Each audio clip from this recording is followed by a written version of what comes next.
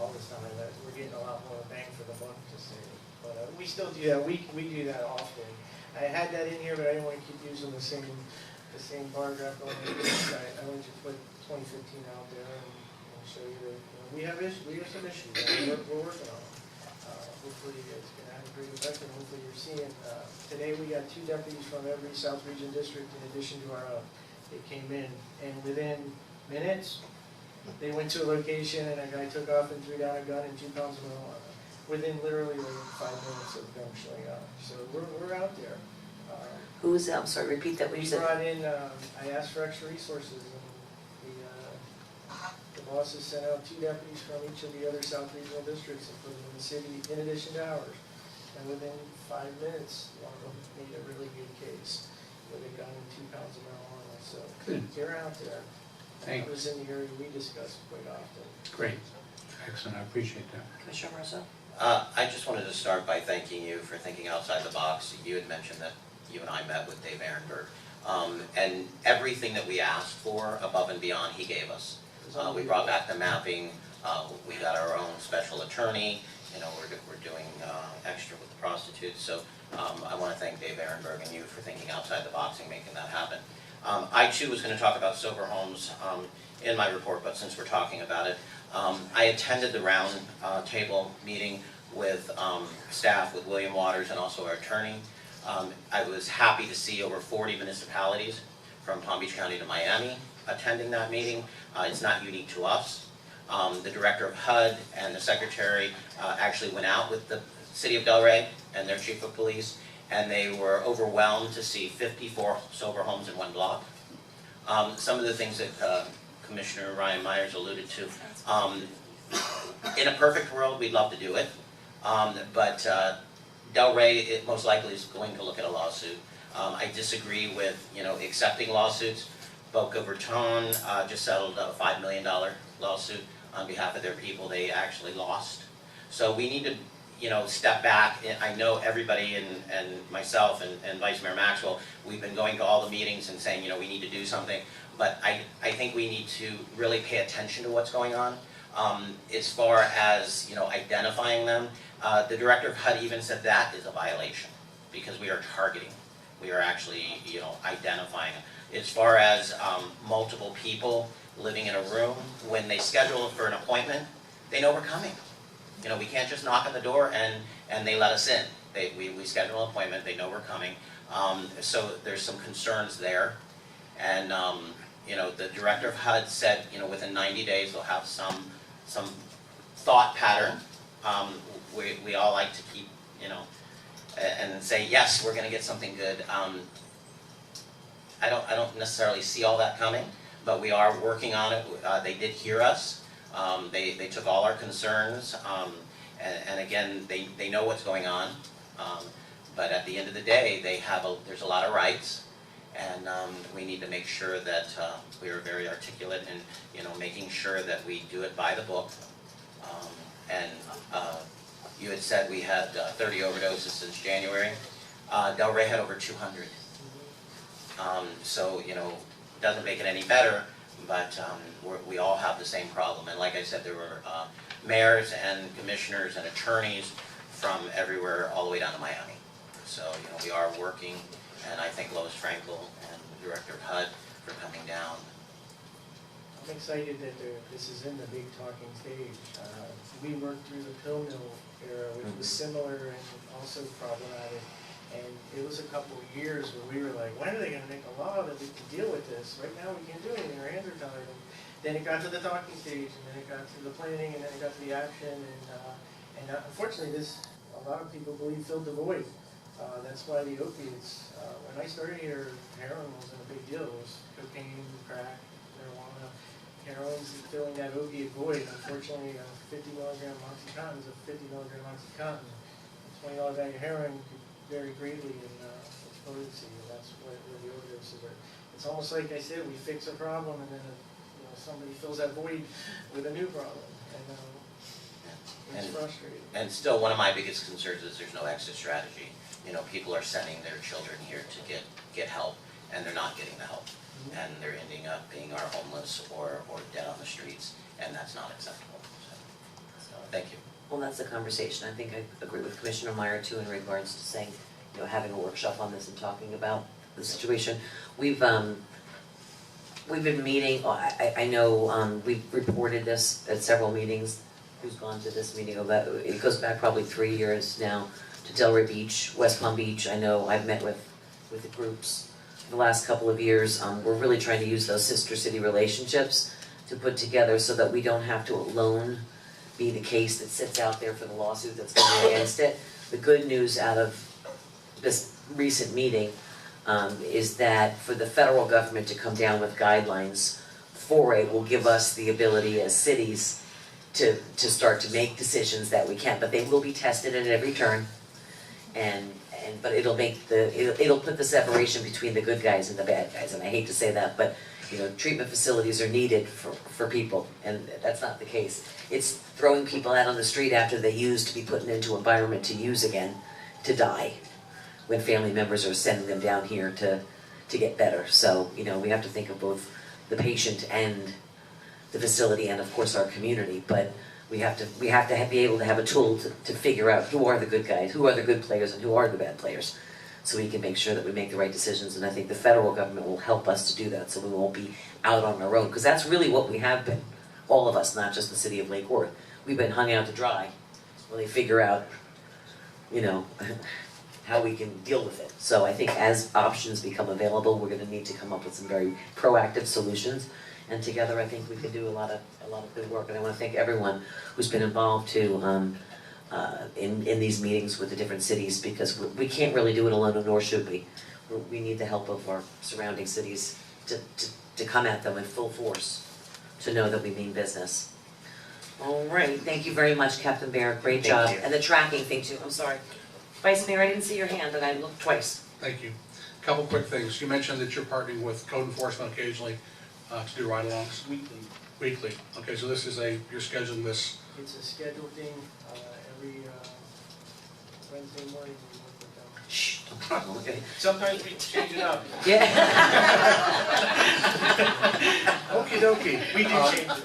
Okay, you were here obviously many years ago with Lakewood PD. We had the cat teams. It's very similar. Okay, all right, I good. didn't reinvent the wheel on that idea. I got it out of the old cat thing like All right.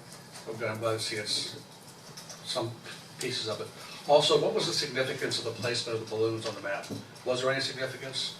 Just the fact that I feel as I said, I get a lot of calls that, hey, we're not seeing a patrol car in our neighborhood. And if you Right. look at it, with some pockets, a lot of it's on the perimeter of the city. And as I said, I live in a different jurisdiction, but I feel your pain. I feel the same exact way. But I just want you to know that they're not, you know, hopefully goofing off. We just don't have the time for goofing off. I'm fairly certain they're not. They're going where the call volume is. It's similar to sitting in the ER with a broken finger, and you can be first in line, but as the heart attacks keep coming in, we're going to keep going in, and you're going to be sitting there with your sore finger. And that's what happens quite a bit. We don't go out and say, don't patrol this neighborhood. We have a deputy assigned to that, every neighborhood up there at all times, and they're just quickly, a lot of times they're the backup deputy for calls require 2, 3, 4 deputies. And a lot of them, you see the pattern. As I said, those are just calls for service where a case number was generated. You can multiply all of those probably times 3 or 4. We do probably 3 or 4 calls for every call we pull a case number on. So it's showing you, I mean, that's, when you add those all up cumulatively and multiply by 4, that's a lot of calls for service. And then that's going to cut into the time, especially when you factor in all the increase in productivity. So that's why it's hard to say that, and it doesn't justify it. We still harp on them to patrol whenever possible. Everybody should see the green and white driving through, but that's why. If you see them sitting behind a plaza like this, during the time you call, because they're probably catching up on reports where one's writing a report and one's watching. But if you feel you're not getting the service, by all means, ask for the sergeant, and if you have to, call and ask for me. And we make sure they're all working. But I with certainty, I can tell you that 99% of them are. Well, you've got the map up here. Earlier you mentioned the difficulty with a lot of the robbery cases because folks, you suspect they're jumped up on the interstate and getting out of Dodge as quickly as possible. I know there's been some discussion in the past about putting up cameras at our entryways into the city. I don't think you were here when we had those discussions, and the city manager's not here. But I'm just wondering if we could have that conversation.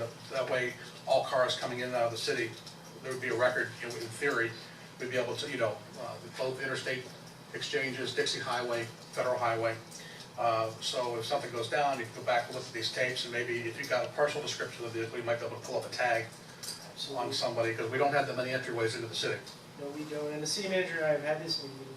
Belgrade started, they were the test case. They have several HD pan and zoom cameras set up, and our light duty deputies from around the agency monitor them 24/7 from out west. We are next. We're Okay. going to be the next group to get them. Great. We're going to start with 10, and we're going to try to add 10 a year. Great. I've got about 30 locations mapped out where I'd like to put them, depending on how it's going to work. Where the first 10 will go, I'm not going to tell them like we did the code. But they'll be done on Wednesday morning, right? Or when they're done. But that's definitely one of the locations we're gonna do. I don't know if it'll be in the first wave, because there's some areas we'd really like a camera. They're making cases. The deputies are able to zoom in and get tags of shootings that occurred Sure. in the tougher areas of Belgrade, and they're making cases off those cameras. So we definitely, the entrances and exits are definitely in the group, but I don't know if it'll be the first 10 or not. We're hoping to have those up sometime this year.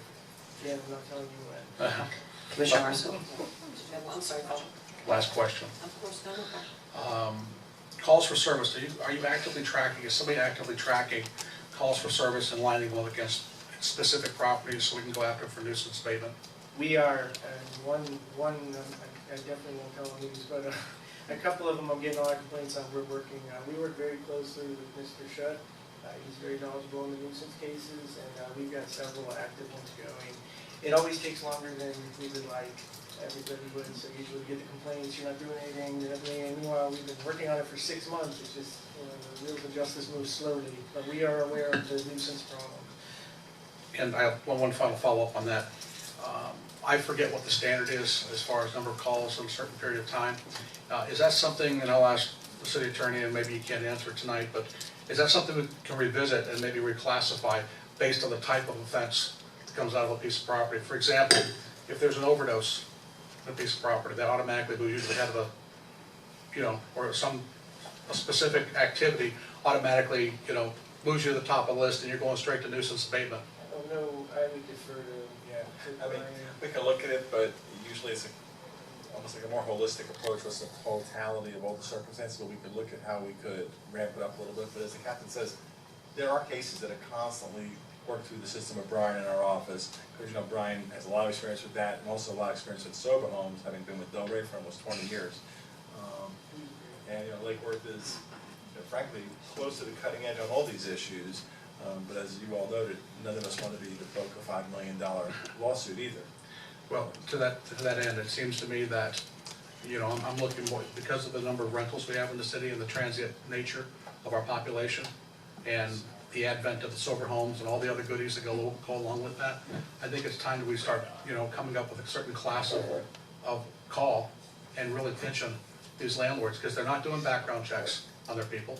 They're just putting whoever can pay the first month's rent or whatever, and these landlords need to be part of the solution instead of being a big part of the problem. And if we can somehow look at that, how we approach that, if there's any legal way we can go after these property owners after certain types of crimes are committed, then I think we should do that. Revoke their license, shut them down, whatever, so they can't rent the property out, or do whatever we have to do. But enough is enough. We're being exploited every which way, we can turn around. Overdoses, we created a special code to track them in the last month or so. The ones I had on there were all done by hand, because then they do them as a medical, and they do them as a 911 hang-up. Now it gets its own code county-wide, because if I pulled up, I didn't have room, if I pulled up the county map, there's red and blue dots all over the county map. And that's not including the incorporated cities such as Delray. It's out of control. Yep. Millions of people, all those dots are people. And, should I make a follow-up, Commissioner? Yeah, and I just wanted to comment, in the Sober Home Roundtable meeting, that was one thing that was brought up and Brian was looking into, and also the other municipalities, about multiple sober homes in one area, and if it changes the look or the outcome of a neighborhood, what your land development regulations or what it actually says a neighborhood should be made of, and also calls for service. you know, and that question was asked, so I'm sure that that's a ruling HUD will look into and come back. Because if you have multiple calls to service, you know, you're not having those multiple calls to service with a regular family living in a home for the most part. So the chronic nuisance would play into it, and if there was a direction that we could go with that, but unfortunately now, you know, they start dumping bodies off-site. We have quite a few businesses in the city of Lake Worth that don't call because they know chronic nuisance will kick in and they could be in jeopardy of losing their license or being shut down. Captain, thank you so very much, I really appreciate it, and also to my fellow commissioners, good work, guys. Thank you. Good conversation, thank you. Okay, Ms. Haddon, again, thanks. I want to thank Captain Baer and his staff because they are great to work with, and what he's saying is not a vacuum in terms of Lake Worth. I was at a conference last week, and you know, regional conference, and Palm Beach County is ground zero for heroin. It's the #1 place in the country. And on the sober home issue, I was glad the gentleman from the Fed, HUD, was there because so many, I want to hear about half a dozen areas of the country.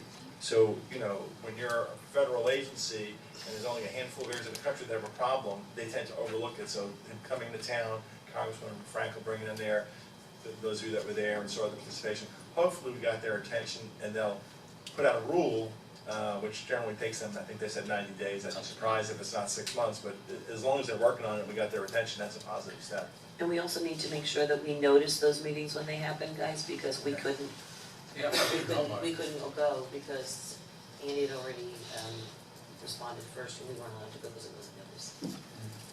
So none of us, so we need to make sure we notice if anyone's interested in going. Yeah. It's been interesting going. Answer sheet too, but-